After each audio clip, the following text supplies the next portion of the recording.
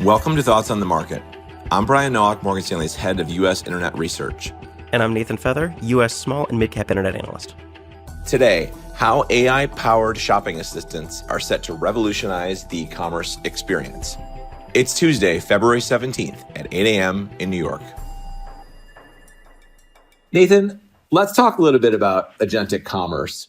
When was the last time you reordered groceries or bought household packaged goods or compared prices for items you thought online and said, boy, I wish there was an easier way to do this. I wish technology could solve this for me? Yeah, yesterday, about 24 hours ago. Well, our work on agentic commerce shows a lot of these capabilities could be sooner than a lot of people appreciate.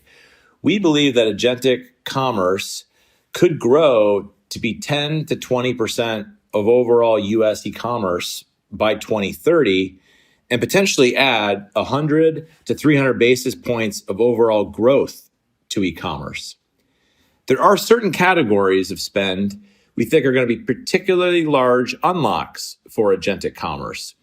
I mentioned grocery, I mentioned household essentials.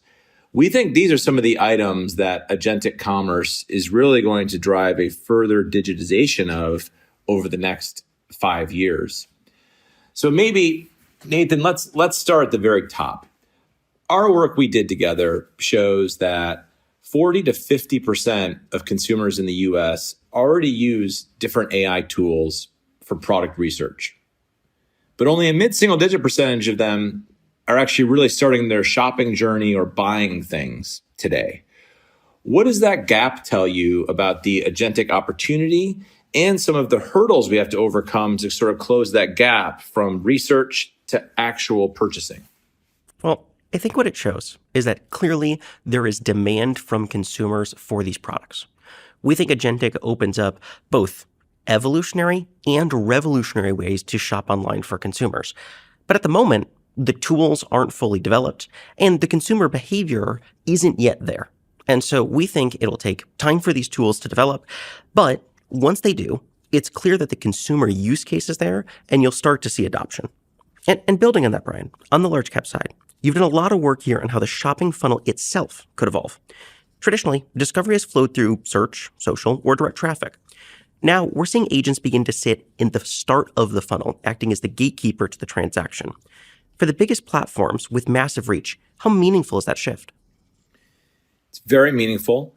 And I think that this agentic shift in how people research products, price compare products, purchase products, is going to lead to even more advertise and value creation opportunity for the big social media platforms, for the big video platforms, because essentially these big platforms that have large corpuses of users, spending a lot of time on them, are going to be more important than ever for companies that want to launch new products, companies that want to introduce their products to new customers, people that want to start new businesses entirely. It's going to be harder to reach new potential customers in an agentic world. So I think some of these leading social and reach-based video platforms are going to go up in value, and you'll see more spend on those for people to build awareness around new and existing products. On this point of the products, our work shows that grocery and consumer packaged goods are probably going to be one of the largest category unlocks. We already know that over 50% of incremental e-commerce growth in the US is going to come from grocery and CPG. And we think agentic is going to be a similar dynamic where grocery and CPG is going to drive a lot of agentic spend. Why do you think that is? And sort of walk us through what has to happen in your mind for people to really pivot and start using agents to shop for their weekly grocery basket. I think one of the key things about the grocery category is it's a very high friction category online.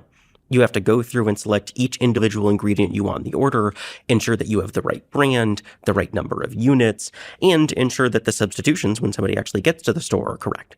And so for a user, it just takes a substantial amount of time to build a basket for online grocery.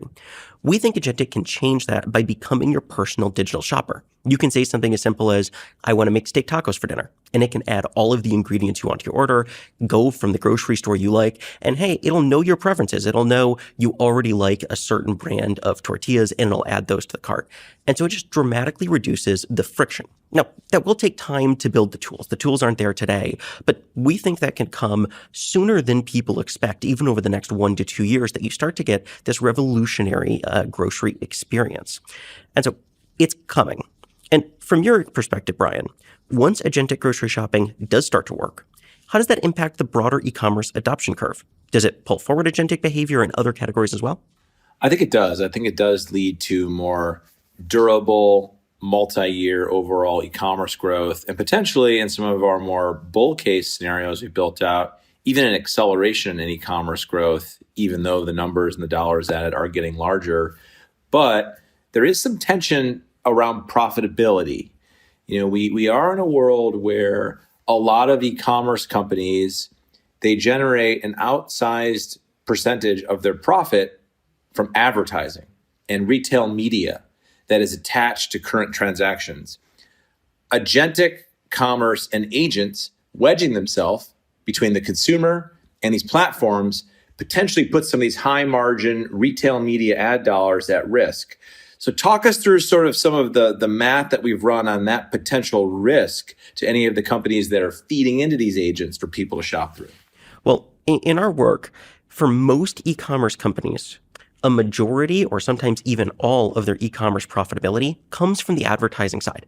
And so this is the key profit pool for e-commerce. To the extent that goes away, there is one potential offset here, which is the lower fee that agentic offers for companies that currently have high marketing spend. To the extent that agentic offers a lower take rate, that could be an offset. But we think it's going to be very important for companies to monitor the retail media landscape and ensure they can try to keep direct traffic as best as possible. And things like on-site agents could be really important to making sure you're staying top of mind and owning that customer relationship. Now, on the platform side, search today captures and implied take rates that are 5 to 10 times higher than what we're seeing in the early agentic transaction fees. If this model does shift from CPC, or cost per click, towards a more commission-based model, Brian, how do you think search platforms respond?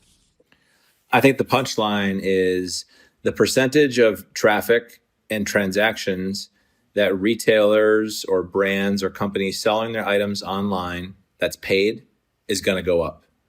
While search is a relatively more expensive channel on a per transaction basis, search works because there's a very large amount of unpaid and direct traffic that retailers benefit from post the first time they spend on search. Just some math on this, we're still at a situation where 80% of retailers' online traffic is free or direct. And so if we do get into a situation where there's a transition from a higher monetizing per transaction search to a lower monetizing per transaction agent, I would expect the search platforms to react by essentially making it more challenging to get free and direct and unpaid traffic. And we'll have that transition from more transactions at a lower rate as opposed to fewer transactions at a higher rate, which is what we have now. Nathan, in our work, we also talked about a 5 I's framework. We talked about inventory, infrastructure, innovation, incrementality, and income statement. It's sort of a retailer framework to sort of assess positioning within the agentic transition. Maybe sort of walk us through what your big takeaways were from the 5 I's framework and what it means that retailers need to be mindful of throughout this agentic transition. Well, for retailers, I think it's going to be very important that you're winning via differentiation, having unique, competitively priced inventory with infrastructure that can fulfill that quickly to the consumer, and critically, staying on the leading edge of innovation. It's one thing to have the inventory. It's another thing to be able to be actively plugged into these agentic tools and make sure you're developing good experiences for your customers that actually are on this cutting edge. In addition, it's one thing to have all of that, but you want to make sure there's also incrementality opportunity, so ability to go out, expand the TAM, and gain market share. And of course, what we just talked about with the margin risk, I think all of those are going to be very important. And so on balance for retailers, we do see a lot of opportunity. That's balanced with a lot of risk. But this is one of those key transition moments that we think companies that really execute and perform well should be able to perform nicely. Now, finally, Brian, over the next 5 years, how do you think agentic commerce reshapes competitive dynamics across the internet ecosystem? I think over the next few years, we're going to realize that agentic commerce is no longer a fringe experiment or a concept. It's a reality. And we may get to the point where we don't even talk about agentic commerce or agentic shopping. We just say, this cool thing I did through my browser, or look at what my search portal can do. Look at how my search portal found me this product. Look at how my groceries got delivered. And it'll become part of recurring life. It'll become normal. So right now we say it's agentic, it's far off, it's going to take time to develop. But I would argue that every year that goes by, it's going to become more part of normal life. And we'll just say, this is how I shop online. Nathan, thanks for taking the time today. It was great speaking with you, Brian. And thanks for listening. If you enjoy Thoughts on the Market, please leave us a review wherever you listen and share the podcast with a friend or colleague today. The preceding content is informational only and based on information available when created. It is not an offer or solicitation, nor is it tax or legal advice. It does not consider your financial circumstances and objectives and may not be suitable for you.